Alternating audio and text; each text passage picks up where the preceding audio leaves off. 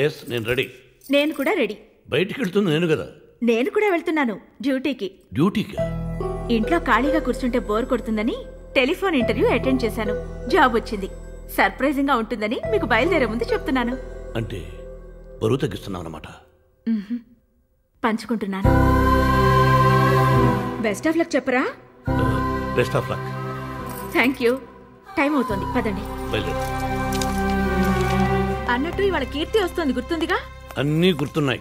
నా వర్క్ పూర్తి చేసుకుని నేను వెళ్ళి తీసుకొస్తానులే. అక్కర్లేదు రండి. మా ఆడబడుచు కోసం హాఫ్ డే లీవ్ పెట్టి వెళ్ళి నేనే తీసుకొస్తాను. అక్కర్లేదు, నేను తీసుకొస్తాను. అమ్మో నువ్వా? యాక్చువల్గా ట్రైన్స్ లేటు, నీకా వెయిటింగ్ అంటే పడదు. నువ్వు వెళ్తానంటే అప్పుడు వేరు ఇప్పుడు వేరు వద్దా? నేను వెళ్తాను.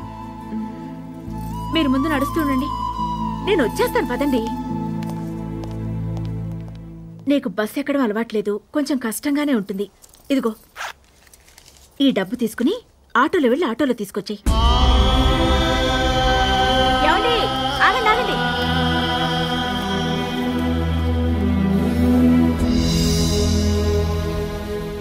వెయిటింగ్ అంటే నీకు ఇష్టం ఉండదు కదూ? రే, తల్లి కడుపులో ఉన్న బిడ్డ ఆడో మగో తెలుసుకోవడానికి 9 నెలలు వెయిట్ చేయాలి.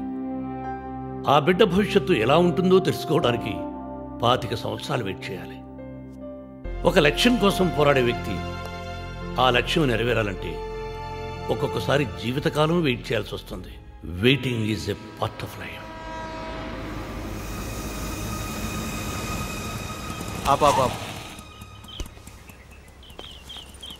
45 అయింది, 5 ఇచ్చి 50 తీసుకో.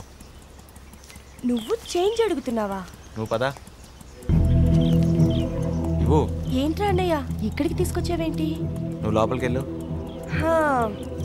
కొంపదీసి అమ్మాయినైనా లవ్ చేసి అన్నయ్య వదినలకు బాయ్ చెప్పి వేరే కాపురం పెట్టేసావా ఏంటి? కీర్తి, వదినా నువ్వు ఇక్కడ లోపలికి రా.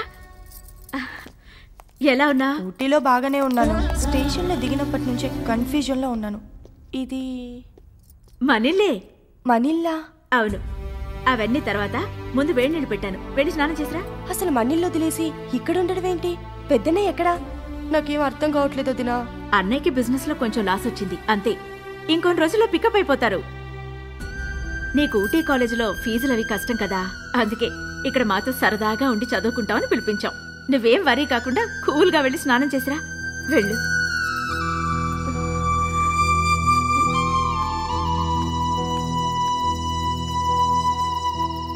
ఏంటి ఇంకా కన్ఫ్యూజన్లోనే ఉన్నావా? వదిన చెప్పినట్టు అన్నకి బిజినెస్లో లాస్ రాలేదు, నా వల్ల ఆస్తి పోయింది. నీ వల్ల? నేను ఒక యాక్సిడెంట్ చేశాను. చనిపోయిన తన కూతురు నన్ను ఎక్స్క్యూజ్ చేయడానికి అన్నయ్య ఆస్తి మొత్తం అడిగింది. నన్ను జైలుకి పంపటం ఇష్టం లేక అన్నయ్య ఆస్తి మొత్తం ఇచ్చేశాడు. ఊటీ కాలేజీలో చదువుకునేదాన్ని నా వల్ల గవర్నమెంట్ కాలేజీలో చదవాల్సి వస్తుంది. సారీ. ఊటీ కాలేజ్ కాకపోతే గవర్నమెంట్ కాలేజ్, అది కుదరకపోతే చదివే మానేసి ఇంట్లో కూర్చుంటాను. అంతేకాని నా అన్నయ్య జైల్లో ఉంటే నేను సంతోషంగా ఉండగలనా?